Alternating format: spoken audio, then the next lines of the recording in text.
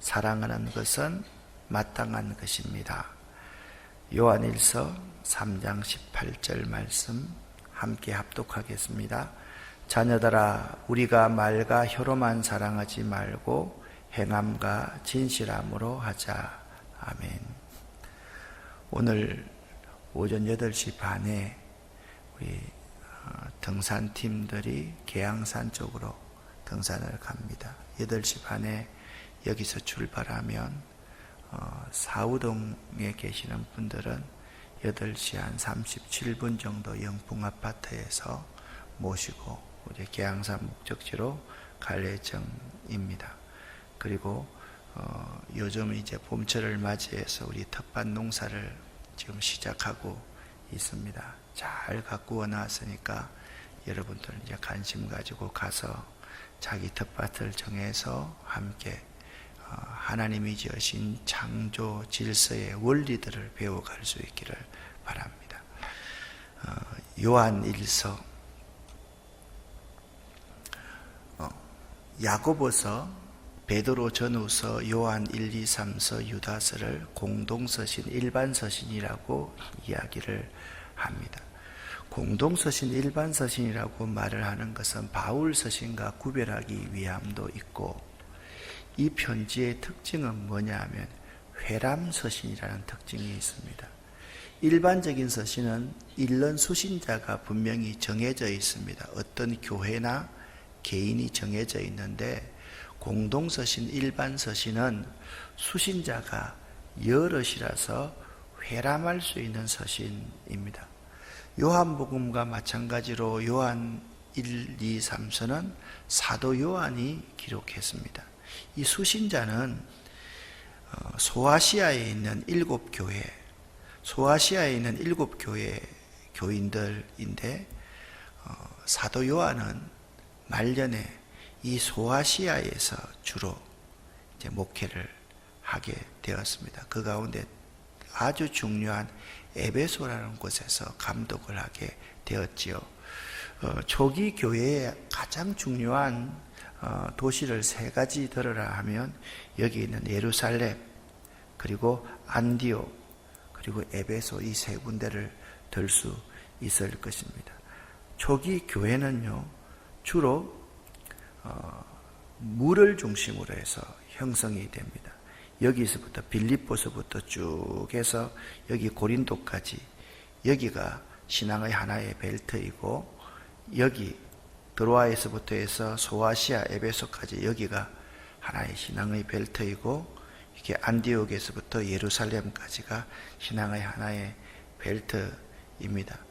이쪽에서 신앙생활을 잘하고 있던 사람이 박해가 있었을 때 주로 이 내륙으로 이렇게 옮기게 되는데, 베드로 전후서의 내용이 여기 본도, 갑바도기아, 갈라디아, 그리고 아시아와 비두니아에 흩어진 나그네들에게 편지하는 내용입니다.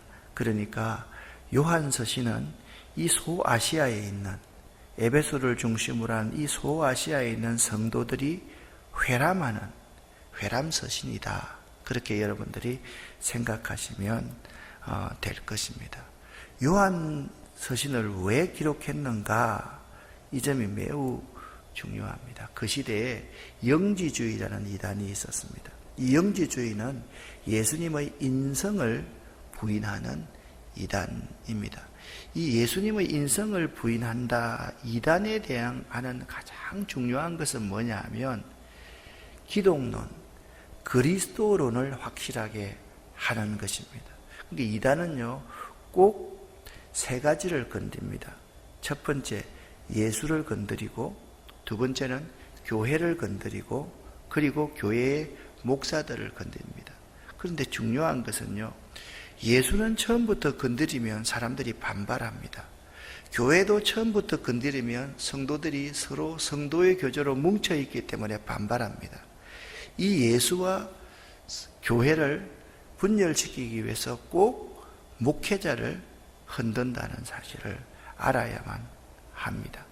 목회자 주변에 있는 사람, 부교역자들, 가족들, 이런 사람들을 자꾸 흔들면서 잘 되었니? 못 되었니?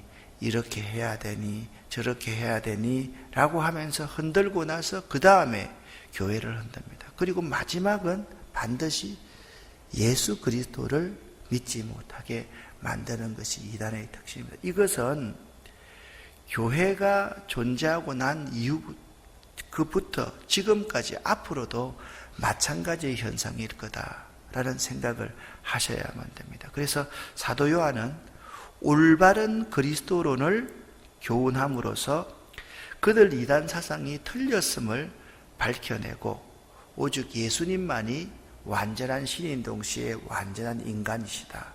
그 점을 사도 요한은 분명히 해야만 했습니다. 그래서 사도 요한에게 있어서의 예수님은 적어도 말씀이셨습니다. 요한복음 1장 1절에 태초에 말씀이 계시니라 이 말씀이 하나님과 함께 계셨으니 이 말씀은 곧 하나님이시니라 그렇게 시작합니다. 요한일서 1장 1절에도 그렇게 말씀합니다. 태초에 계신 생명의 말씀에 관하여서 우리가 귀로 듣고 눈으로 본 바요 우리의 손으로 만져본 바가 되었다라고 하면서 예수님이 생명의 말씀, 영원한 말씀이신 예수 그리스도임을 분명히 하고 있습니다. 요한일서에서 1장에서 말씀이신 예수님을 누구로 묘사하고 있는 빛으로 묘사하고 있습니다. 빛은 어두움을 몰아내기 때문에 그렇습니다. 하나님은 빛이십니다로 요한일서 1장으로 시작합니다. 왜냐하면 예수 그리스도는 죄가 없는 분이고 빛이시기 때문에 어두움을 몰아내고 죄의 문제를 해결합니다. 그래서 예수 그리스도는 빛이시고 예수는 생명이심을 1장에서 말씀하고 있습니다. 그리고 빛을 받아들이고 생명이 있는 예수 그리스도를 믿는 사람들은 반드시 뭘 하느냐? 사랑을 행한다. 사랑의 삶으로서 나타난다. 왜? 그의 계명을 실천하는데 계명이 무엇입니까? 하나님 사랑과 이웃 사랑이다. 그렇게 말씀합니다. 그래서 사도 요한은 예수 그리스도가 영원한 생명의 말씀인 것과 예수가 빛이신 것과 예수가 생명인 것과 예수가 사랑이다는 사실을 우리에게 말씀하고 있다. 그렇게 보시면 돼요. 3장 1절부터 12절까지를 요약하면 이렇게 요약해 볼 수가 있습니다. 여러분, 이렇게 우리가 항상 우리는 신앙의 개념을 추상화시키고 있습니다. 이 추상화시키는 신앙의 개념을 우리의 삶에 와닿게 고백해야 됩니다. 하나님이 여러분을 사랑하십니다 라고 하면 그 사랑을 어떻게 느낄 수가 있습니까? 그 사랑의 징표가 이런 것이다 라고 말을 합니다. 하나님께서 나를 너무 사랑하셔서 하나님의 자녀라 불러주셨습니다. 그렇게 말합니다. 내가 하나님이 여러분을 사랑하심을 믿습니까? 하면 여러분은 뭐라고 대답하면 나는 하나님의 자녀입니다 라고 대답해야만 됩니다. 자, 한번 해보겠습니다. 하나님이 여러분을 사랑하심을 믿습니까? 나는 하나님의 자녀입니다. 그래서 여러분, 내가 하나님의 사랑을 깨닫는 징표는 딱 한 가지입니다. 내가 하나님의 아들이고 내가 하나님의 딸이고 내가 왕자고 내가 공주라는 사실을 확실하게 깨닫는 것, 그게 내가 하나님의 사랑을 받고 있다라는 사실을 확인하는 겁니다. 그래서 하나님이 나를 사랑한다 그러는데 여러분, 우리 자녀들, 우리 손주들 한번 보십시오. 얼마나 당당합니까? 자녀들은 이런 사람들, 존재들입니다. 내 거는 내 거고 아빠 거도 내 거고. 맞죠? 그렇잖아요. 내 거는 내 거고 엄마 거도 내 거고. 그게 자녀입니다. 그 자녀가 왜 그렇게 생각하는지 아십니까?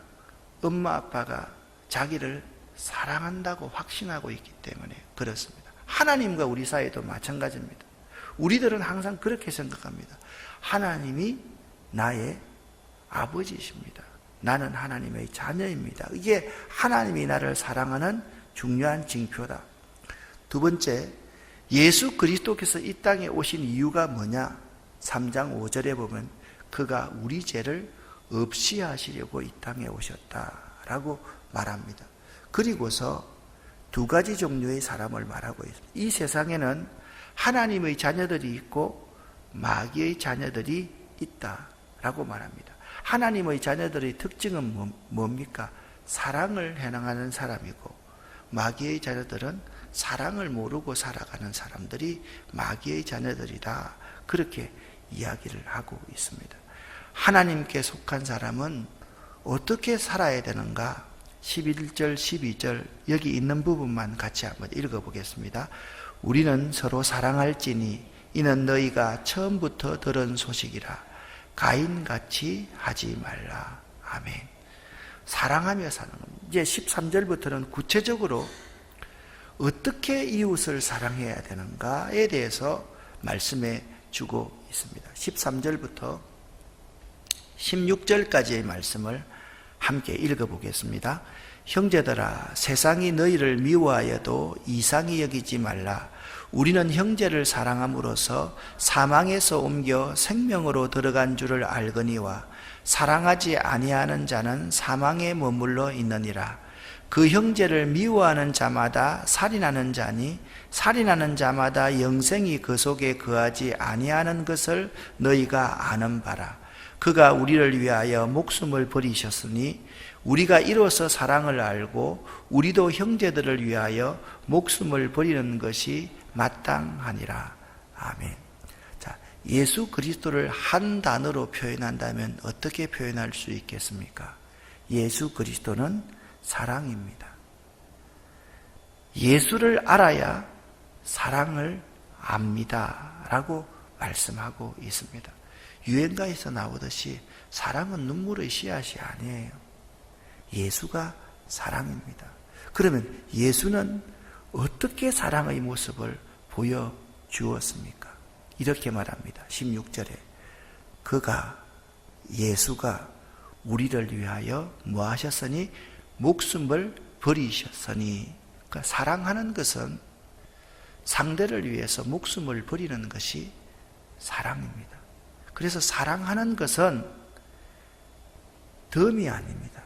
사랑하는 것은 마땅한 것입니다. 자, 한번 따라합시다. 사랑은 마땅한 것이다. 우리가 이웃을 사랑하는 거, 그거 자랑할 거 하나도 없어요. 사진 찍어야 될 거 하나도 없어요. 마땅한 겁니다. 왜? 예수가 우리를 위하여 목숨을 버리셨으니 이 예수님 때문에 우리가 사랑을 깨달아 알게 되었다는 거예요. 그래서 예수님 때문에 생명을 얻고 구원받은 우리들은 우리의 형제들을 사랑하는 것이 마땅하는데 그 사랑의 방법이 뭡니까? 목숨을 버리기까지 사랑해야 됩니다. 예수님은 이 세상 사람들을 어떻게 사랑하셨습니까? 그들이 배고플 때 떡을 나누어 주면서, 생명의 떡을 나누어 주면서 12강줄이 가득 차게 했습니다. 그들이 목마를 때 예수님은 어떻게 했습니까? 그들에게 목마르지 않은 생수를 제공하신 분이 예수 그리스도이십니다. 예수님이 누구라고요? 예수님이 사랑이십니다. 한번 따라합시다. 사랑하고 살아도 시간이 부족합니다. 다시 한번 처음부터 끝까지 시작. 사랑하고 살아도 시간이 부족합니다. 아멘. 저는 그렇게 생각합니다. 우리가 사랑하고 살아도 시간이 부족합니다. 어떻게 사랑합니까? 형제를 위해서 목숨을 버리는 것이 사랑입니다. 사랑이 무엇입니까? 예수가 사랑입니다. 그것이 처음부터 우리가 들은 기쁜 소식이 바로 이 소식 하나밖에 없다. 여러분 고린도전서 12장부터 14장까지 읽어보십시오. 뭡니까? 가장 중요한 은사는 사랑이라고 그랬습니다. 로마서 12장 14절까지의 은사장도 가장 중요한 것이 사랑이라고 말을 하고 있습니다. 사랑하지 아니하는 사람은 하나님을 모르는 사람이고 예수 그리스도를 모르는 사람입니다. 그러면 사랑을 알려고 그러면 사랑을 해야 사랑을 아는가? 그게 아닙니다. 예수를 잘 알면 사랑해야 됩니다. 자, 여러분과 제가 베드로서에서 두 가지를 자라가야 된다 그랬습니다. 하나는 은혜에서 자라가야 되고, 두 번째는 예수를 아는 것에 자라가야 된다 그랬습니다. 그 말씀의 뜻이 뭐라고 그랬습니까? 시간이 가면 갈수록요, 나이가 들면 들수록, 인생의 경험을 하면 할수록 내 마음대로 되는 것은 하나도 없다. 하나님의 은혜로만 가득하다라고 깨닫고 또 깨닫고 고백하는 것이 은혜 안에서 자라가는 것이. 여러분, 자식들 다 키우지 않습니까? 어릴 때는 자식들이 내 품에 있고 내 말 들으니까 다 내 말대로 되는 것 같지요. 그런데 그거 내 마음대로 되는 거 아니잖아요. 은혜가 자꾸 나에게 자라가야지 가능하다는 걸 알 수 있어요.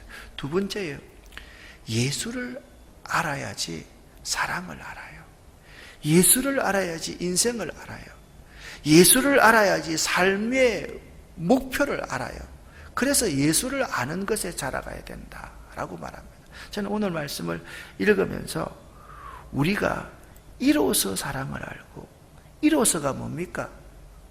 예수가 우리를 위해서 목숨을 버리셨으니 이것으로서 사랑을 한다 라고 말하고, 우리가 형제를 사랑하는 것이 마땅하다. 그러면 우리 성도들이 취해야 될 사랑의 자세가 뭐냐? 17절 말씀을 보십시오. 형제가 궁핍한데 도와줄 마음을 닫아버리면 그 속에 사랑이 있는 사람인가? 그렇게 질문합니다. 18절 말씀 함께 읽겠습니다. 자녀들아, 우리가 말과 혀로만 사랑하지 말고 행함과 진실함으로 하자. 아멘. 우리가 말, 입으로만 사랑하는 거 이거 잘합니다. 사랑. 교회가 왜 사랑을 실천하지 않는지 모르겠어요. 너는 다른 교회가 왜 사랑을 실천하는지 모르겠어요. 아름다운 교회는 다른 목사들이 왜 사랑을 실천하지 않는지 모르겠어요. 너는 정말 우리가 알아야 될 것은 행함과 진실함으로 해야 그게 사랑이에요. 형제가 궁핍함을 보고도 마음을 닫아버리면 그건 사랑이 아니에요. 여러분, 제가 물어볼게요. 내 것 다 쓰고 남는 것 가지고 사랑한다. 사랑할 수 있어요, 없어요? 있어요, 없어요? 절대 없어요. 내 있는 것, 예수님처럼 내 살을 찢어서 줘야 되는 거예요. 내 피를 줘야 되는 거예요. 내 먹는 것을 나누어서 하늘을 우러러 축사할 때 5,000명을 먹이고 12강주리가 남는 것이지, 내 뺀또 내가 들고 내가 먹어야 되겠다 생각하면 그건 말과 혀로만 사랑하는 거예요. 우리가 있잖아요, 진리에 속한 줄을 어떻게 아느냐? 우리 마음을 열고 살아가느냐, 우리 마음을 닫고 살아가느냐, 그것이 진리에 속하였는지 속하지 않은지를 알 수 있어요. 불쌍한 사람이 있으면 마음을 어떻게 해야 돼요? 닫아야 된다? 열어야 된다? 열어야 되는 거예요. 내 주머니를 열어야 되는 거예요. 내 지갑을 열어야 되는 거예요. 내 곳간을 열어야 되는 거예요. 내가 자꾸 움켜쥐면 우리는 말과 혀로만 사랑하는 사람이고, 이 세상에서 하나님의 자녀가 아니라 마귀의 자녀로 살아간다는 거예요. 이 세상의 것이 뭐라고 세상에 말했습니까? 2장 16절에 육신의 정욕과 안목의 정욕과 이생의 자랑이다. 그렇게 말합니다. 이것이 하늘로부터 온 겁니까? 세상으로부터 온 겁니까? 세상으로부터 온 겁니다. 이 모든 것은 다 지나갈 것입니까? 영원합니까? 지나갈 것입니다. 우리는 지나가 버릴 것, 없어질 것, 썩어질 것에 우리의 마음을 두고 살아간다. 그렇게 사도 요한은 우리에게 말씀하고 있는 거예요. 그래서 여러분 알아야 돼요. 우리 마음을 주 앞에 굳세게 먹어야 돼요. 어떻게? 예수님이 사랑이시니까 예수님 사랑하신 것처럼 사랑하면 돼요. 어떻게 해요? 사랑은 정말 어떻게 하는 거예요? 목숨을 바쳐 목숨을 내놓는 게 사랑이라고요. 하나님께서 우리 성도들에게 주신 계명이 무엇입니까? 자, 여러분, 참 이 말씀을 보면 23절 말씀을 보십시오. 자, 예수님이 빛입니다. 빛이신 예수님을 믿으면 생명을 얻습니다. 영생을 얻습니다. 영생이 얻는 사람은 그의 계명을 지키는 겁니다. 그의 계명이 무엇입니까? 사랑입니다. 이게 사도 요한의 아주 중요한 패턴입니다. 그러면 그의 계명을 구체적으로 이렇게 설명합니다. 23절 읽습니다. 그의 계명은 이것이니 곧 그 아들 예수 그리스도의 이름을 믿고 그가 우리에게 주신 계명대로 서로 사랑할 것이니라. 아멘. 그의 계명 첫 번째는 뭡니까? 그 아들 예수 그리스도를 믿는 것이 그의 계명입니다. 두 번째는 무엇입니까? 그가 우리에게 주신 대로, 이게 뭡니까? 그분이 십자가에서 우리를 위해서 목숨을 버리셨으니 마땅한 사랑, 그 마땅한 사랑대로 서로 사랑하는 것이 그의 계명이다. 그렇게 말씀하고 있습니다. 여러분과 제가 예수를 믿는다, 성도다, 우리가 교회다 라고 하는 것은 딱 두 가지입니다. 그 아들 예수 그리스도를 믿는 겁니다. 그리고 예수님이 사랑하는 것처럼 마땅한 사랑을 하는 겁니다. 그 마땅한 사랑은 이유가 없어요. 그가 우리를 위해서 목숨을 버리신 것처럼 우리도 형제를 사랑하는 것이, 형제를 위해서 목숨을 내놓는 것이 마땅하다. 우리 돈을 내놓고요, 우리 다친 마음을 열고요, 우리의 집안 문을 활짝 열고요, 형제들을 받아들여야 되는 거예요. 사랑하는 여러분, 제가 언젠가 여러분에게 이런 말을 했습니다. 한국 교회가 이렇게 쇠락하게 된 계기가 뭐냐? 가정에서의 문을 닫아버렸기 때문에 한국 교회가 이렇게 타락하기 시작했다. 옛날에는 우리 장로님, 권사님들 집은 다 사랑방이었습니다. 맞아요, 안 맞아요? 여기 우리 장로님들, 권사님들 많으니까 딱 깨놓고 한번 이야기를 한번 해봅시다. 여러분 집 사랑방입니까? 사랑방 아닙니까? 아니죠. 아니죠. 정말 중요한 것은 있잖아요. 제가 어릴 때 사경에 오신 목사님이 항상 그런 말 합니다. 그냥 지나가다가 쑥 그 집에 들어간답니다. 그 집에 들어가면 아침에 씻지도 않고, 옛날에는 집에 다 요강이 있었지 않습니까? 요강이 있었지 않습니까? 하도 요강을 감춰야 되니까 그 권사님이 치마에다가 요강에 앉아가지고 치마를 내고 목사님 신방을 받았다. 그 정도로 옛날에는 서로 사랑하며 살았어요. 내 집을 열어놨어요. 말과 혀로만 사랑하는 게 아니에요. 누가 아이 낳으면 해북한 다 해주고요, 다 섬기고 다 그랬습니다. 그게 사랑의 공동체였습니다. 얼마나 우리가 깍쟁이처럼 살아가는지 모릅니다. 우리 정말 이 계명을 실천하면서 살아야 되겠다. 그런데 우리가 이 사랑을 실천하려고 그러면 우리 힘으로는 안 된다라는 거예요. 사랑을 실천하는 방법은 이런 거예요. 주님이 내 안에 거하고 내 말이 너희 안에 거하면, 여러분 24절 말씀을 보십시오. 그의 계명을 지키는 자는 주 안에 거하고 주는 그의 안에 거하시다니. 요한복음 15장 7절 말씀에 보니까 이런 말, 너희가 내 안에 거하고 내 말이 너희 안에 거하면 무엇이든지 원하는 대로 구하라, 그리하면 이루리라 라고 말합니다. 그런데 주님이 내 안에 거하고 내가 주님 안에 거하는 것을 어떻게 알 수 있느냐? 24절 하반절에 이렇게 말합니다. 그가 우리에게 주신 성령으로 말미암아 그가 우리 안에 거하시는 줄을 아느니라. 성령이 아니면 사랑을 실천할 수 있다 없다? 실천할 수 없습니다. 내 힘으로는 사랑해. 그러니까 그래서 성령 충만해야 돼요. 성령이 충만해서 자꾸 막 떨면서 뭐 이상과 환상을 보고 이게 아니라는 거 아닙니다. 이게 우선이 아니라는 거예요. 성령이 충만한 공동체가 돼야지 사랑을 실천하는 공동체가 될 수 있고, 성령이 사로잡혀야지 내 것을 내줄 수가 있고 예수를 위해서 미치고 살아갈 수가 있다라는 거예요. 성령이 충만하지 않고 내가 충만하니까 내 걸 내놓을 수가 없는 거예요.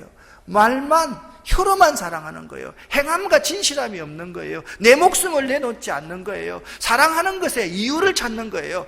기브 앤 테이크가 사랑이라고 생각하는 거예요. 사랑은 그런 게 아니에요. 사랑은 마땅한 것입니다. 형제를 위해서 목숨을 내놓는 것이 마땅한 것입니다. 목사님, 안 되는데요. 맞습니다. 안 됩니다. 그래서 우리는 성령을 덧입어야 되는 거예요. 성령께서 우리 마음을 주관하셔야 되는 거예요. 성령 충만한 여러분 한 분 한 분과 제가 사랑을 행함과 진실함으로 실천할 수 있기를 예수 이름으로 간절히 축원합니다. 한번 따라합시다. 사랑하고 살기에도 시간이 부족합니다. 또 한 번, 사랑은 마땅한 것입니다. 기도하겠습니다.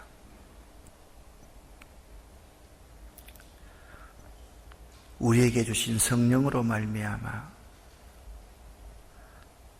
사랑하는 삶 살기를 원합니다. 행함과 진실함이 있는 삶 살기를 원합니다. 도와주시옵소서. 예수 그리스도 이름으로 축복하옵고 간절히 기도 올립니다. 아멘.